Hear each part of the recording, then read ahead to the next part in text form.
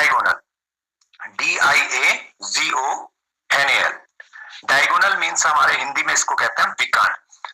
तो इस विकर्ण को अगर हमें निकालना होगा तो किस तरीके से हम इसको करेंगे?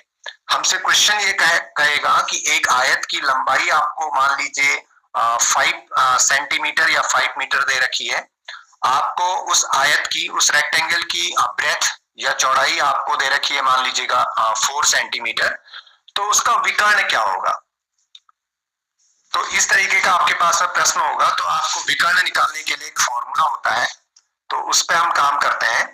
तो अभी हमने देखा कि जैसे ये हमारे पास में BCD, मैं इसको थोड़ा सा कलर कर दे रहा हूं, और कलर करने के बाद ना आप तुरंत समझ जाएंगे कि ये कैसी आकृति आपकी बन रही है।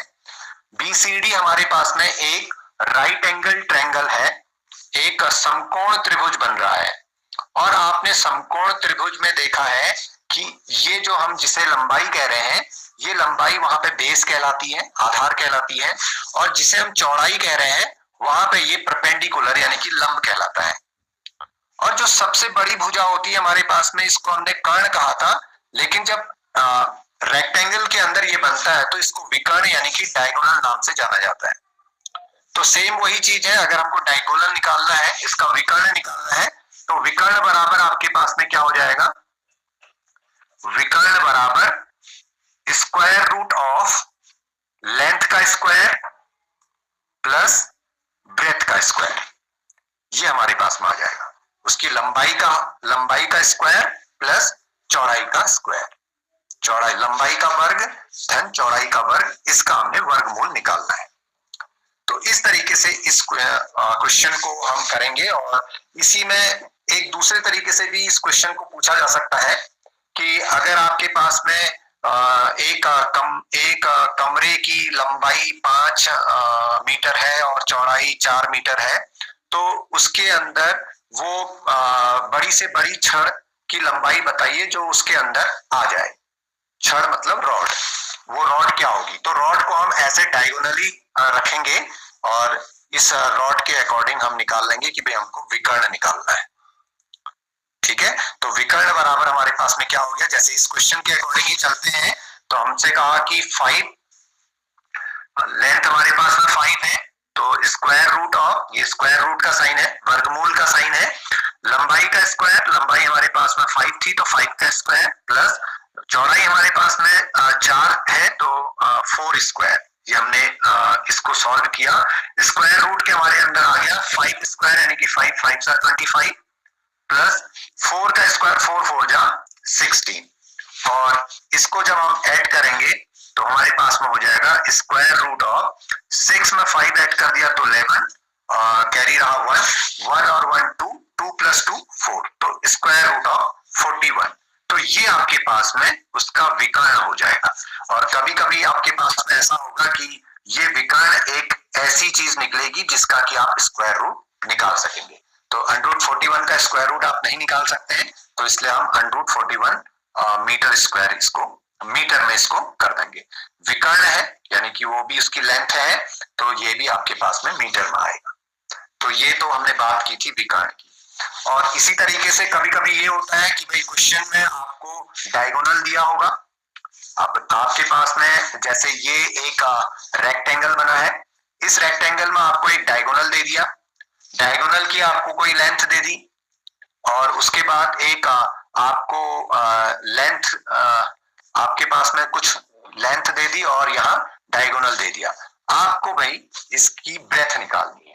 तो ब्रेथ निकालने के लिए क्या होगा? सिंपल सा फॉर्मूला कि breadth equal to square root of जो आपके पास में डायगोनल है, तो डायगोनल का स्क्वायर कर देंगे, यानी कि हम इसको अगर ABCD नाम देते हैं तो BD हमारे पास में डायगोनल हो गया, तो BD स्क्वायर माइनस उसमें से हमने इसकी लेंथ के स्क्वायर को सब्ट्रैक्ट कर देना है, तो DC हमारे पास में लेंथ है तो माइनस लेंथ स्क्वायर।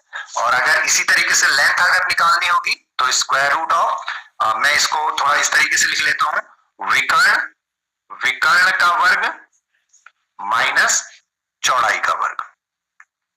तो ये फॉर्मूले के अकॉर्डिंग ये हमारे पास में हो जाएगा कि लेंथ निकालने के लिए जब हमको डायगोनल और ब्रेथ दे रखी है तो लेंथ इक्वल टू हो जाएगा स्क्वायर रूट ऑफ डायगोनल का स्क्वायर माइनस चौड़ाई का स्क्वायर, ये हमारे पास में होगा।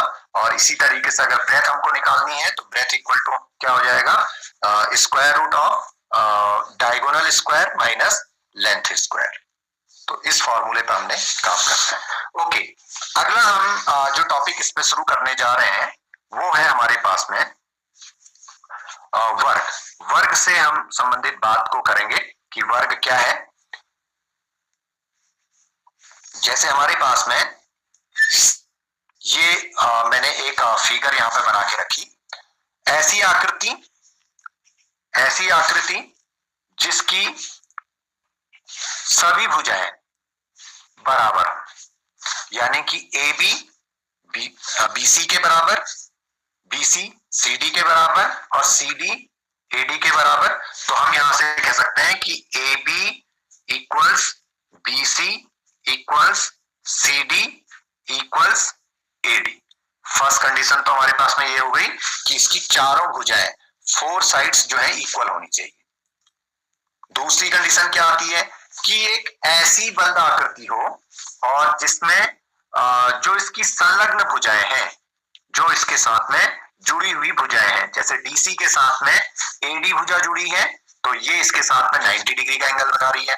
CD के साथ में CB जुड़ा हुआ है तो ये आपके पास में 90 डिग्री का एंगल बना रहा है। B पॉइंट पे भी 90 डिग्री का एंगल बन रहा है और A पॉइंट पे भी 90 डिग्री का एंगल बन रहा है। तो चारों भुजाएं बराबर हो और प्रत्येक कोण जो है 90 अंश का हो तो वो आपके पास में वर्ग कहलाता है। और वर्ग को अंग्रेजी में हम कहते हैं स्क्वायर। तो स्क्वायर पे हम बात कर रहे हैं। Okay, perimeter of a square, वर्ग का परिमाप क्या होगा। परिमाप पे हम बात करते हैं पेरीमीटर। अब किसके परिमाप पे हम बात कर रहे हैं, वर्ग के परिमाप पे। पेरीमीटर हमारे पास में सेम इसी तरीके से आ जाएगा भाई। पेरीमीटर पर जब हम बात कर रहे हैं तो हमारे पास में क्या होगा कि ये पॉइंट हमारे पास आ गया,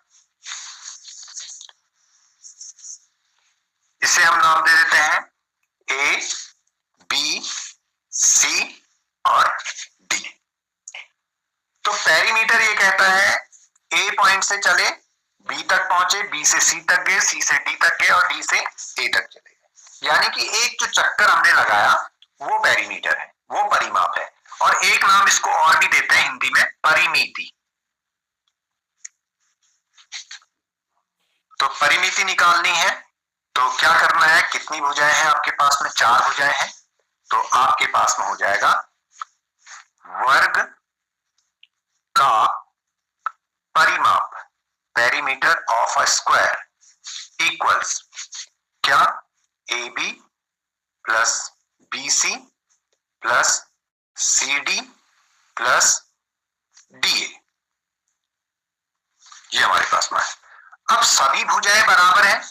अभी हमने कहा कि इसकी सभी जो साइड्स हैं वो इक्वल है, तो ये साइड भी इक्वल है, ये साइड भी इक्वल है, ये साइड भी इक्वल है, ये साइड भी इक्वल है।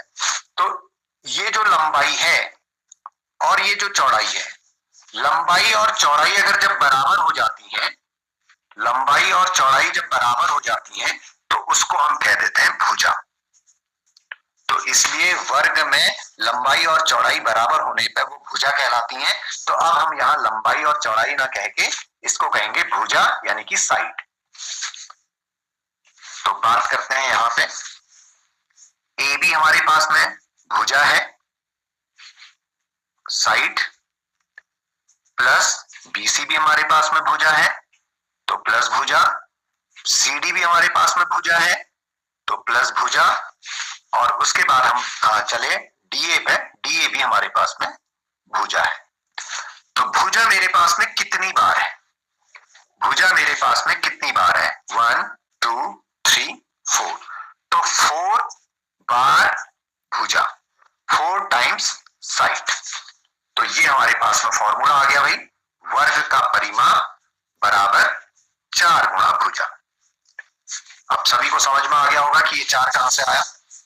कि 4 भुजाएं हैं और अभी हम उसको लंबाई और चौड़ाई ना कह के भुजा कह रहे हैं क्योंकि लंबाई और चौड़ाई बराबर है तो भुजा कहलाती है। तो परिमाप हमारे पास में हो गया चारों भुजाओं का योग, तो भुजा प्लस भुजा प्लस भुजा, तो 4 बार भुजा है तो 4 बार भुजा। बार को हमने यहाँ मल्टीपल साइन से दे दिया और हिंदी इंग्लिश में इसको हम कहेंगे 4 टाइम्स साइड। ओके, अब एक क्वेश्चन इस पे कर लेते हैं। एक क्वेश्चन पर अगर हम बात करें तो क्या हमारे पास में क्वेश्चन रहेगा, हम क्वेश्चन ये हमारे पास में रहेगा कि यदि एक वर्ग की भुजा 5 सेंटीमीटर है तो वर्ग का परिमाप बताइए। If the side of a square is 5 centimeter, then what will be the perimeter of a square? Okay, इसको इस तरीके से देख लेते हैं। ये हमारे पास में एक वर्ग है, नाम दे देते हैं इसको A, B, C, D। अगर यहाँ पे 5 सेंटीमीटर लिखा है तो इसका मतलब है कि ये भी 5 सेंटीमीटर है, ये भी 5 सेंटीमीटर है और ये भी 5 सेंटीमीटर है। तो अब हमने क्वेश्चन को सॉल्व करना है, तो हमने पहले इसमें से फाइंड आउट करना है कि हमें दिया क्या है। तो हमें दिया है वर्ग की भुजा, तो लिख लेते हैं गिवन दैट दिया है वर्ग की भुजा, साइड ऑफ अ स्क्वायर, वर्ग की भुजा बराबर 5 सेंटीमीटर। ज्ञात करना है, फाइंड दैट, क्या ज्ञात करना है? ज्ञात करना है वर्ग का परिमाप, वर्ग का परिमाप। ओके, प्रॉब्लमेटिक बना देते हैं क्योंकि हमें ये फाइंड आउट करना है। अब थर्ड चीज है हल। अब क्या हल करनी? अभी तक तो हमने वो चीजें नोट आउट करी जो हमारे पास में दे रखी क्वेश्चन से, हमने उनको सॉर्ट आउट किया। अब हल हमने करना है, तो हमने जो चीज प्रॉब्लमेटिक बनाई है उसका फॉर्मूला लिख देना है। तो since perimeter of a square, वर्ग का परिमाप बराबर 4 गुणा भुजा, 4 गुणा भुजा या 4 टाइम साइड। इक्वल टू के नीचे इक्वल टू करते हैं, जो लेफ्ट हैंड साइड में वर्ग का परिमाप है वो इसी तरीके से चलेगा। 4 की जगह पे 4, मल्टीप्लाई की जगह पे मल्टीप्लाई, भुजा की जगह पे जो हमको क्वेश्चन में यहां दे रखा है ये चीज, तो 5 सेंटीमीटर यहां पे इसको लिख लेते हैं। ओके, मल्टीप्लाई कर लेते हैं, 4 5 जा 20 सेंटीमीटर। तो वर्ग का जो परिमाप आ गया वो हमारे पास में 20 सेंटीमीटर आ गया। ओके, अब इसी में बात करते हैं, इसी क्वेश्चन पे बात करते हैं। अगर हमसे ये कहा जाता कि एक वर्ग है और इस वर्ग का परिमाप हमें दे रखा है, यदि वर्ग का परिमाप 20 सेंटीमीटर है तो वर्ग की भुजा बताइए। If the perimeter of a square is 20 centimeter, then what will be the side of a square? तो स्क्वायर की साइड क्या होगी? यानी कि इस पॉइंट से चले, इस पॉइंट पे आए, यहां से इधर पहुंचे और फिर इसी पॉइंट पे पहुंच गए, तो हम 20 सेंटीमीटर हमारे पास में हमने इस डिस्टेंस को कवर किया। और ये भी कह सकते हैं कि 20 सेंटीमीटर का हमारे पास में एक तार है और उस तार से हमने जो है एक स्क्वायर बना लिया। और मेरी इस बात को नोट करिएगा क्योंकि आगे एक दो क्वेश्चन ऐसे भी आने वाले हैं।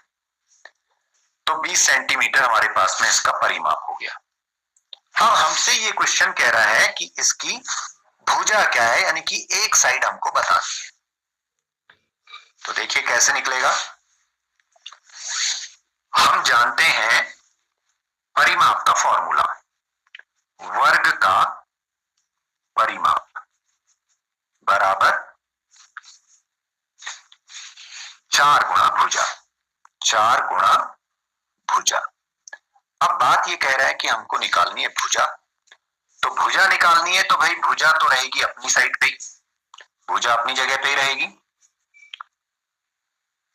जगह बदलेगा 4, 4 यहां कर रहा है भुजा के साथ मल्टीप्लाई, तो लेफ्ट हैंड साइड में परिमाप के साथ आ जाएगा। तो क्या हो जाएगा, वर्ग का परिमाप, ये तो अपनी जगह पे ही रहेगा, 4 भुजा के साथ में गुणा कर रहा था तो परिमाप के साथ आके भाग करेगा। तो भुजा निकालने का सूत्र हो गया वर्ग का परिमाप बट्टे 4। तो इस फॉर्मूले को नोट कर लीजिएगा कि भुजा बराबर, अब सीधे सीधे हम यहां पे लिख लेंगे कि भुजा बराबर जो फॉर्मूला हमारे पास में होगा, side equal to perimeter upon 4, परिमाप किसका, वर्ग का, परिमाप बट्टे 4। ओके, अब जो क्वेश्चन में हमें दिया हुआ था कि उसका परिमाप 20 सेंटीमीटर है, तो भुजा बराबर 20 सेंटीमीटर अपॉन 4। तो इसको भाई सॉल्व कर लेंगे। कैसे आया, 20 हमारे पास में पेरीमीटर था, अपॉन 4 में हमारे पास में ये फॉर्मूले के अकॉर्डिंग है। तो 4 1 जा 4, 4 5 जा 20। 4 को हम इसलिए ले रहे हैं कि 4 कॉमन है, 4 की टेबल में 4 भी आता है और 4 की टेबल में 20 भी आता है। तो इसलिए हमने क्या किया, हम इसको इस तरीके से भी कर सकते हैं कि 20 divided by 4 upon 4 divided by 4। तब हम कह रहे हैं कि 4 से जब 4 में डिवाइड कर रहे हैं तो भाई ये 1 टाइम हो रहा है, और 4 से जब हम 20 में डिवाइड कर रहे हैं तो ये 5 टाइम हो रहा है।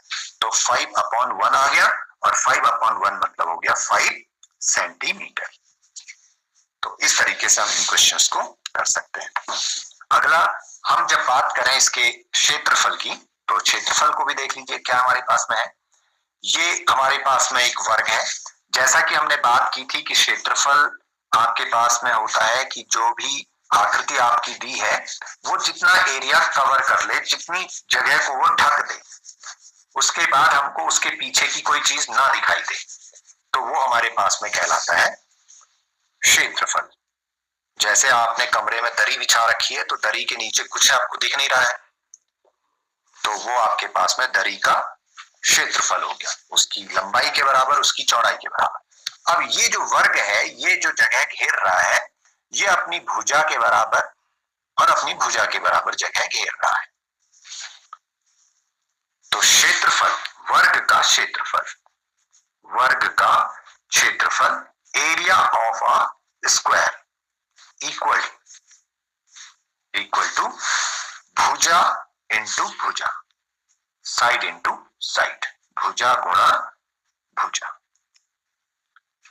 और जो क्षेत्रफल की यूनिट होती है, इकाई होती है, वो आपके पास में स्क्वायर यूनिट होती है। स्क्वायर यूनिट, स्क्वायर यूनिट मतलब अगर आपको भुजा जो है उसकी यूनिट आपके पास में मीटर में है, तो आपके पास में एरिया जो निकलेगा वो मीटर स्क्वायर निकलेगा।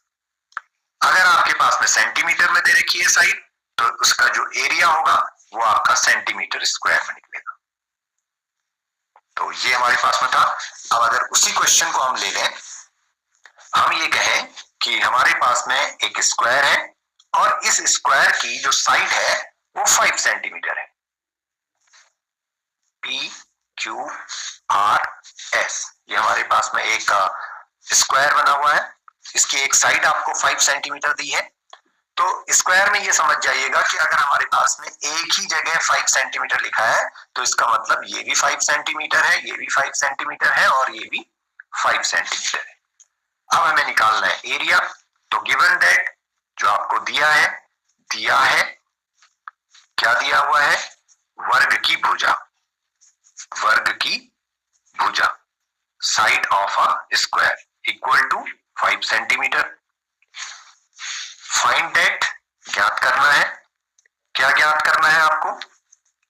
ज्ञात करना है वर्ग का क्षेत्रफल, एरिया ऑफ अ स्क्वायर, वर्ग का क्षेत्रफल, ये हमको निकालना है। ओके, तो हल हम कर रहे हैं और हमने ये कहा था कि जो प्रॉब्लमेटिक आपने बनाया है उसी का फॉर्मूला लिखना है।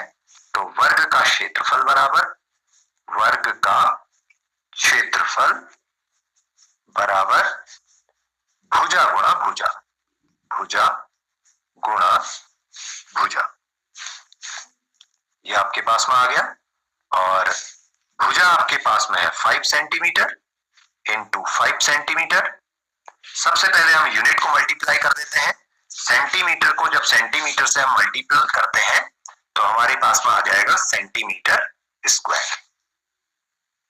और अब हमने नंबर से नंबर को मल्टीपल कर देना है, 5 5 25, तो एरिया आपके पास में आ गया 25 सेंटीमीटर स्क्वायर। ओके, लास्ट इसमें एक क्वेश्चन हमारे पास में रह गया है। अगर हमारे पास में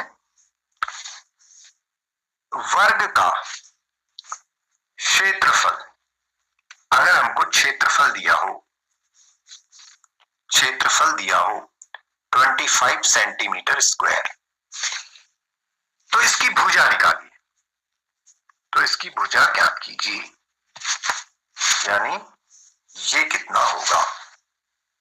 तो बहुत आसान सा है, देखिए आप जो फॉर्मूला लिखा है उसी फॉर्मूले से हम निकालेंगे।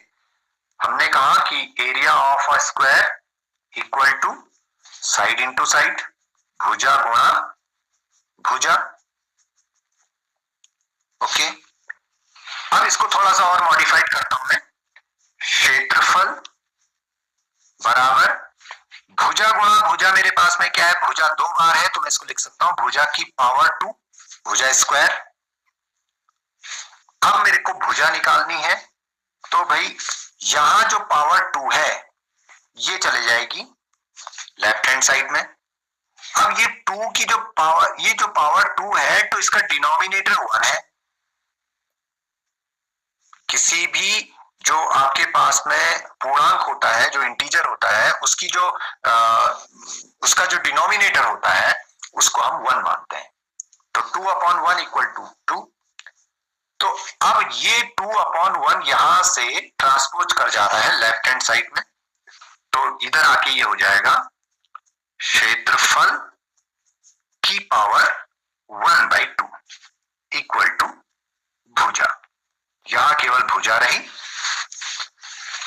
राइट हैंड साइड में केवल भुजा रही, और जो पावर थी उसकी वो ट्रांसपोज कर गई लेफ्ट हैंड साइड में, तो वहां जाके हो गई 1/2। 1/2 को हमने कहा था कि ये स्क्वायर रूट होता है, वर्गमूल होता है, तो इसको हमने लिख दिया square root of area equal to भुजा।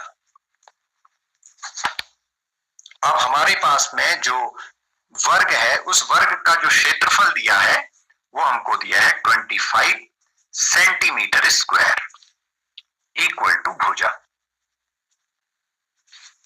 हमें भुजा निकालनी है, तो अब हम देखिए क्या करते हैं।